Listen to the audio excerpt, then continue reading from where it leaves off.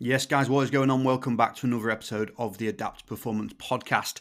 In today's poddy, we are going to be discussing all about momentum. And I think it's really fitting that I chat through this topic as I feel like I'm gaining a shitload of it in terms of the actual podcast itself, just in terms of how often I'm putting stuff out there now, and I'm really starting to enjoy it. I think this is technically like my second one this week, and I'll do another one on Sunday. So I'm stacking those up, and I'll speak about this later on, actually, but one of the big parts of like gaining momentum is around having a plan. Um, yeah, I guess before we get started, just give you a little bit of an update in terms of what's been happening at Adapt. Yesterday we had our psychology workshop, so we have a psychology live workshop with our chartered psychologist Sarah, and it was sick. So we do one a month. We also have one a month of nutrition stuff with Jack, who's a performance nutritionist. Yesterday we covered all around behavior of food and psychology of food, and they both tag teamed that topic for our athletes, which was awesome. And I think for me, really wanted to get that one going because I've felt for a long time that within strength and conditioning and as performance coaches, we're not always as hot on the idea of body image and the psychology of nutrition actually being a big factor in the way that people make their way through life. So yeah, I wanted to put that on just to help the guys out and just give them some resources. So that was awesome. Really enjoyed that. The next one we're going to be going through the psychology of sleep, which will be sick as well. And actually on that topic, just while I'm doing a shameless plug to our services and everything that we've got, there is 2 links below. Okay, one is to a conditioning guide that we put out. Go download that for free. It's going to help you in terms of understanding fitness and what fitness is, what fitness isn't, and how to put a program together. Quick, nice, easy read. And then the second one is a presentation that I did this week on priming sessions for fighters. 21 minutes. Go give it a watch. Go give it a listen. I am going to start to release these for different sports as well, but we'll get to that when I get to that. So in terms of today, then, we're going to be covering the idea of momentum. I'm going to speak about this in a practical sense, okay, of actually what momentum is physically and how this is going to help you from a performance standpoint. And then I'm actually going to get into, arguably more important, is the theoretical side of momentum. Okay, so let's chat a little bit around what momentum is. And essentially, momentum from a physics standpoint is your mass times your velocity. Okay, and this is part of like Newton, big smart guy, speaks about physics all the time. Mass times velocity. So the bigger the object and the bigger the speed, the more momentum it has. And another way of kind of saying this is an object will continue to stay in motion until it meets an overpowering force. Okay, so just something to think about.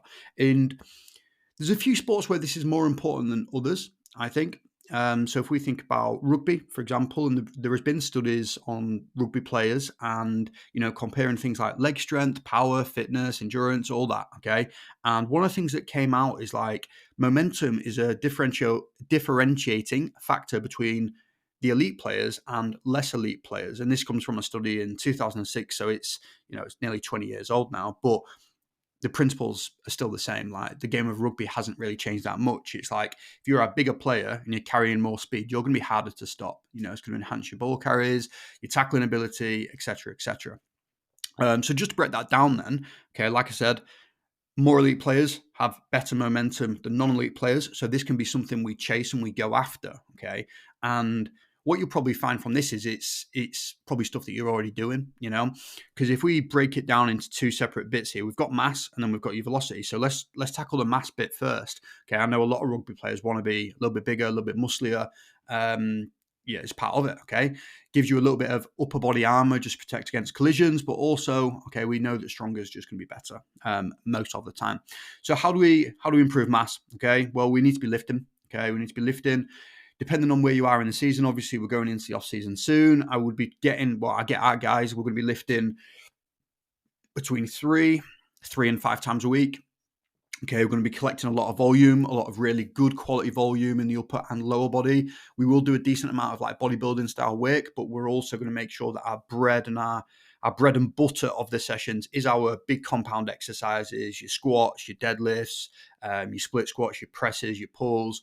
Okay, getting close-ish to muscular failure. It's a big part of hypertrophy. Okay, we want to be, really kind of working the muscles to the extreme.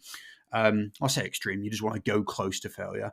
So that's a big part of it. You need to be lifting. You need to be progressively overloading over time. Okay, we're not talking that every session needs to be a PB, but you do want to be challenging the muscle enough so that it needs to adapt and get stronger in order for you to put the weight up. Okay, so that's one thing to do a mass. You need to be in a little bit of a calorie surplus. We need to be thinking about, okay, figuring out what your calories are. If you haven't ever tracked, I would recommend tracking. And it doesn't need to be obsessive in any way, shape, or form.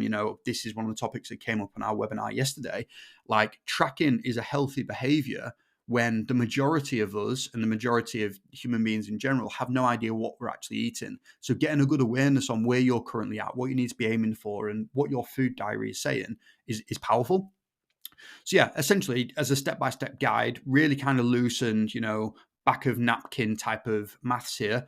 You want to work out what your basal metabolic rate is, so your BMR. You can do that online, literally just type in BMR calculator. It'll give you a figure, and you just put in your height, your weight, and your age, and it'll give you a BMR number. You then need to times it by your activity level. Again, so just Google that, BMR times activity level.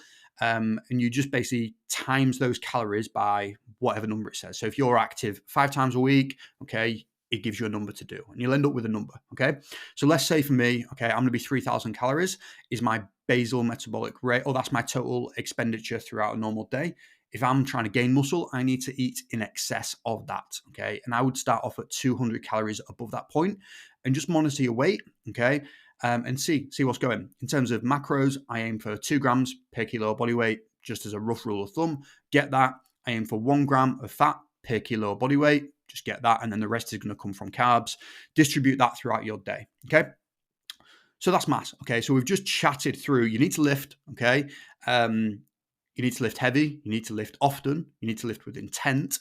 And you need to eat for it. You need to sleep for it. Okay. The other side of the equation, so mass times velocity, we need to work on speed. Okay. If we're thinking about speed as a rugby player, some of the things you need to be thinking about is definitely in your off season. This is the time to really get fast because you're going to be less injured. You've now got the recovery capacity to actually tolerate this. So you want to be sprinting once a week, but preferably twice a week.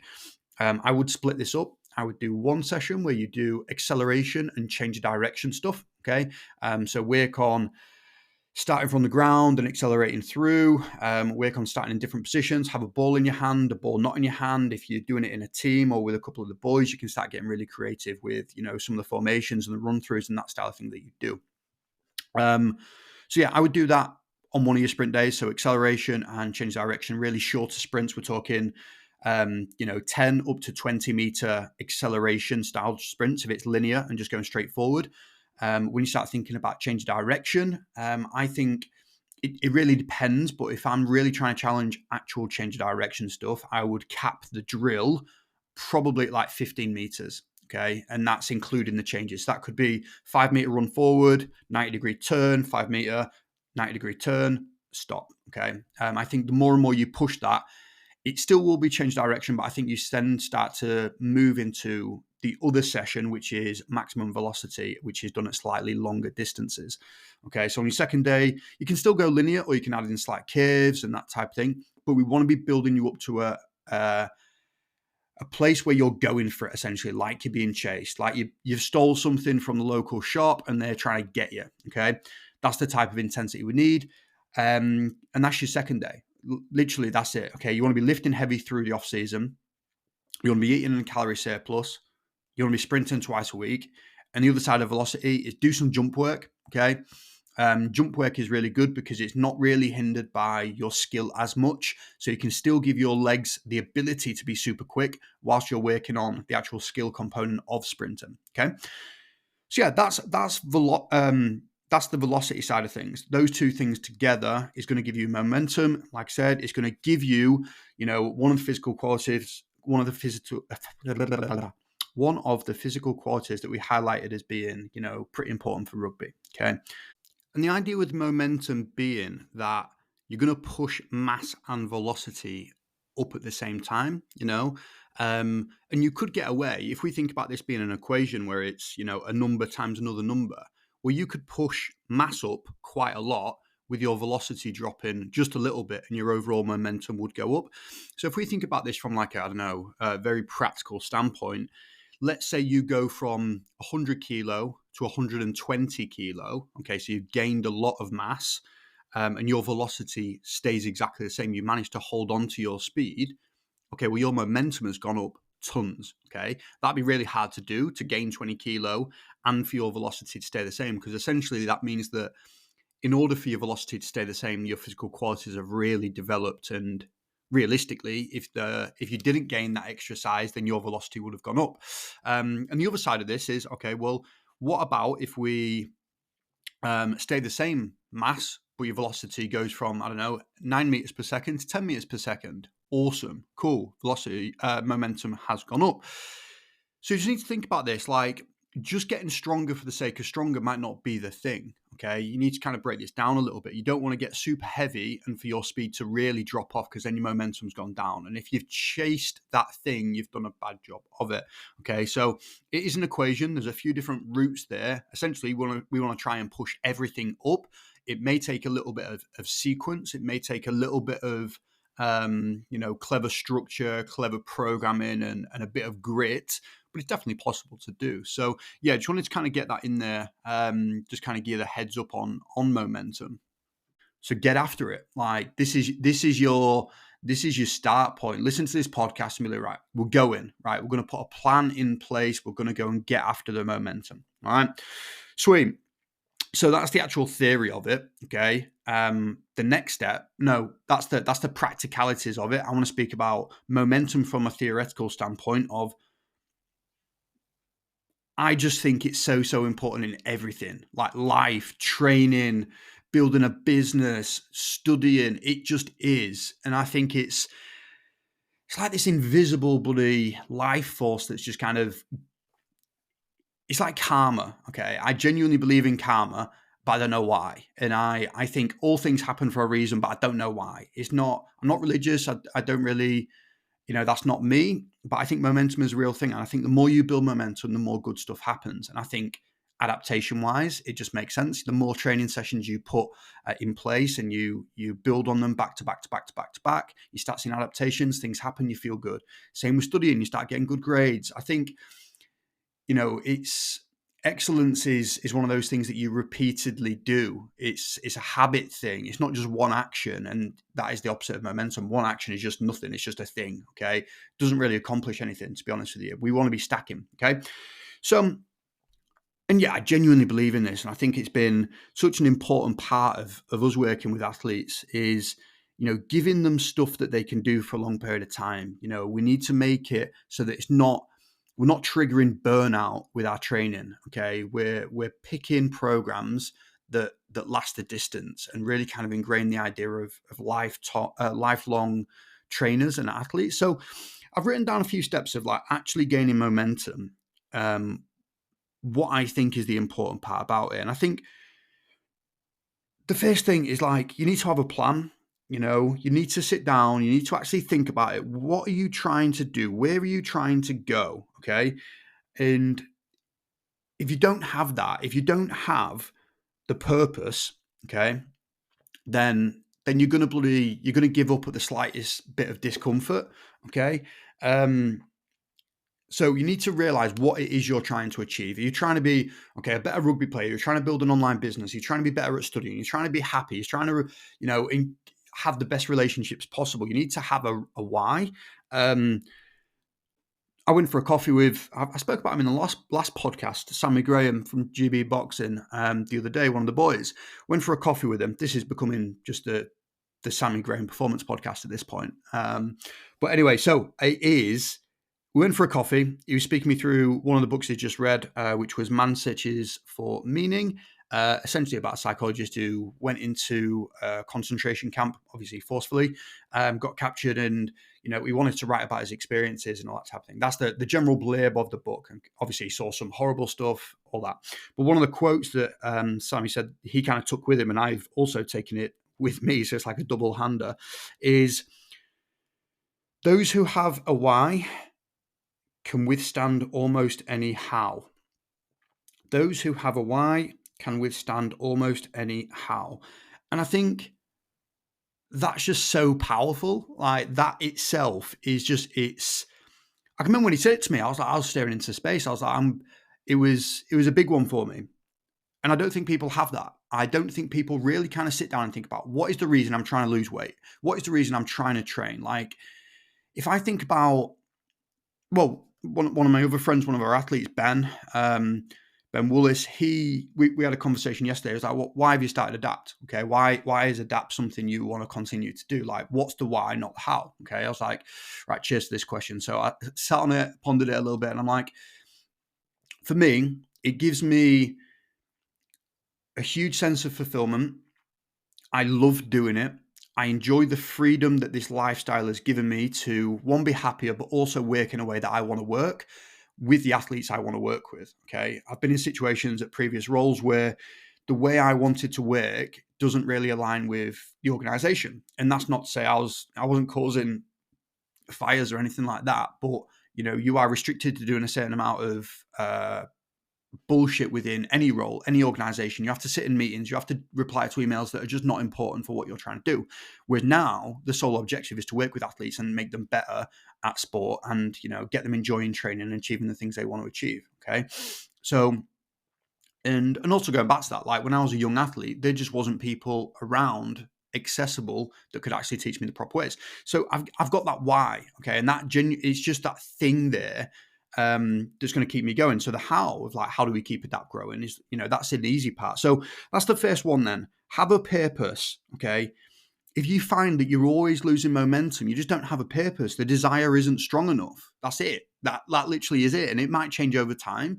Your desire may shift and you may have greater clarity, but if you constantly fall off the wagon, I don't know what to tell you. It's like, I think there's a certain amount of grit and a certain amount of like, stop being soft about it, or it just doesn't mean that much to you.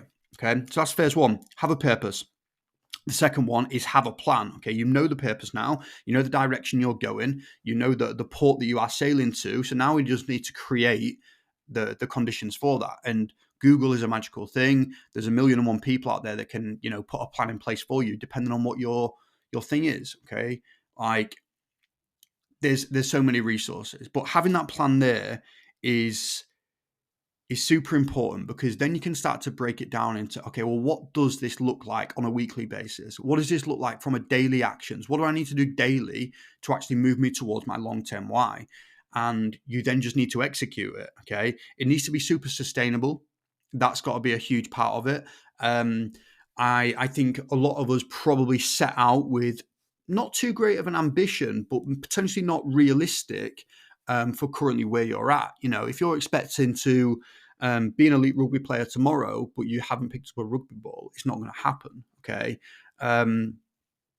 So you need to be realistic with what your expectations are. So your expectations need to be sustainable, like your actions need to be sustainable.